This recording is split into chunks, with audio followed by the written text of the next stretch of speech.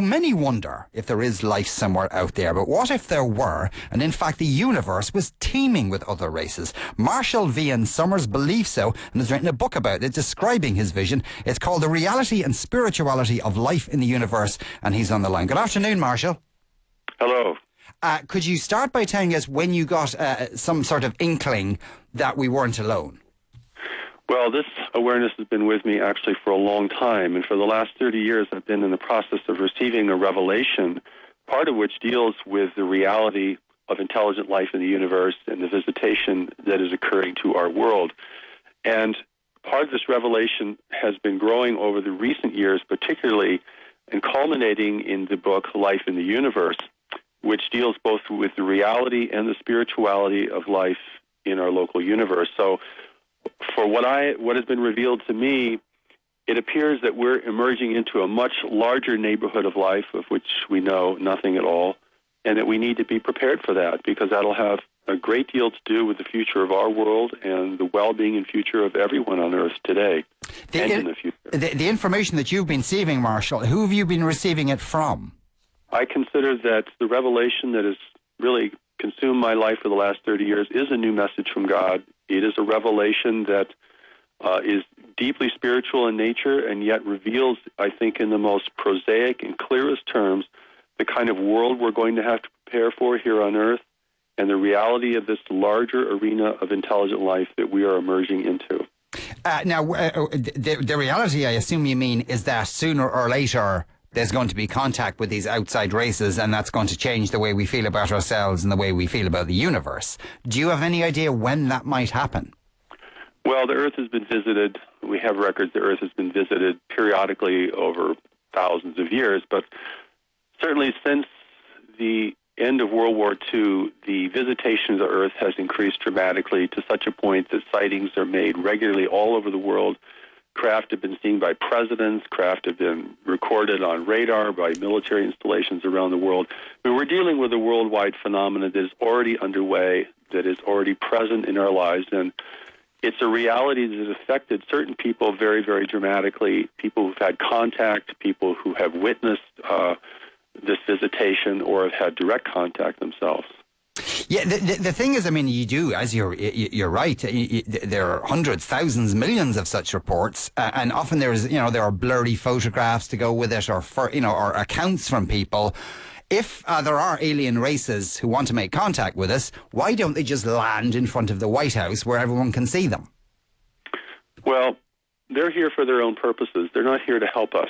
They're not here to establish, friendly relations. In fact, the reality of this visitation is being demonstrated that they're here acting surreptitiously. They're here really to gain control. They're here to actually, they've challenged and threatened our military installations. So we're dealing with a force here that is here for its own purposes. This is a non-human reality we're dealing with now. And we're the native peoples of the world, and history has taught us amply over time what happens to the native peoples of the world when they're dealing with forces that they do not understand. And so we have an opportunity here as the peoples of this world to recognize that we are living within a greater community of intelligent life. And I think in the revelation presented in Life in the Universe and through all the other writings of the New Message, we call it the New Message, are teaching us about how we're going to prepare for this. And this is perhaps the greatest event in human history, the greatest threshold the human family has ever had to face. I think it is the one great chance for human unity and cooperation in the face of a much greater challenge to our freedom and sovereignty here on Earth. So this has a tremendously positive potential within it, but people need to be informed, people need to become aware, and I think even as we speak, there are many people in all nations who have a connection to this greater community of life and have a deep and abiding interest in it. Yeah, well, I really need you to explain that, Marshall, in a bit more detail, because you are saying it's a positive thing, but before that you were saying that there are various, I assume various aliens of different races who are here for their own purposes, who may have threatened the military, who are not here to help us. That's scary stuff. Well, it is, but, this is life. Competition is part of life, and we live in a competitive universe, and we are living on a beautiful world that we're rapidly destroying and despoiling. And certainly you can see how this would call other races who have an interest in this world to be present here. So let me just see if I can clarify your question. I mean, the presence here has very negative connotations for the well-being of humanity. But if we can respond to this appropriately and wisely and not romantically, then we have an opportunity to unite our peoples in facing this great challenge. And I think there is a possibly, and I use the word possibly very carefully, there's possibly a very potentially good outcome for humanity if we can rally and recognize this greater situation that really is facing our world and is happening all over the world. What are they after, Marshall? Our world has valuable resources and strategic value. And when you think of planet Earth as this jewel in the universe amongst countless barren worlds, planets like this may be more common than we previously thought. In fact, science is coming to this conclusion currently. But nonetheless, I mean, we live in a rare and beautiful world, and it's clearly valued by others given the nature of the visitation that is occurring today.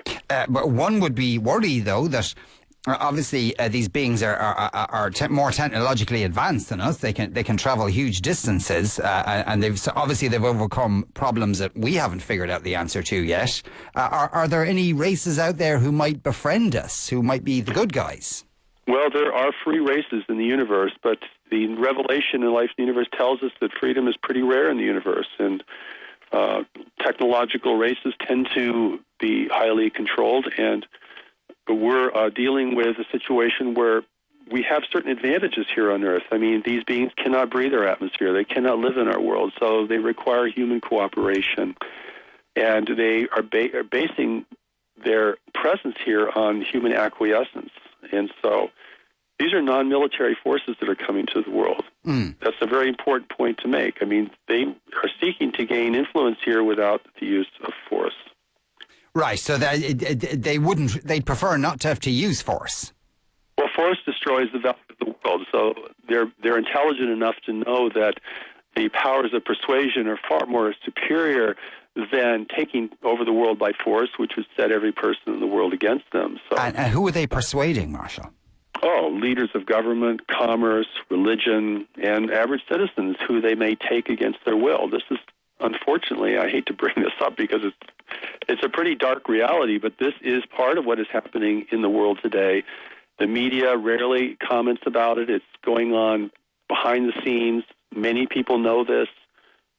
Some people hope and believe this is all for our benefit, but I think the facts speak otherwise. And so I think the purpose of the book and the teachings of life in the universe is to begin to prepare us for these realities in a very sober and clear way, and to remind us that we have a greater power and strength within us to understand and to deal with these things. I mean, we can't just sit around and succumb to a set of circumstances that we don't want to deal with or that we're unaware of. And so I feel from the divine standpoint, humanity must be prepared for this great threshold. It's going to happen whether we're ready or not. It's part of evolution. All races in the universe have to deal with the reality that they're living in an inhabited universe. Marshall, the center of creation. The people who are visiting our world, I mean, are they having sit-downs and face-to-faces with Vladimir Putin and Barack Obama? I mean, is it at that level?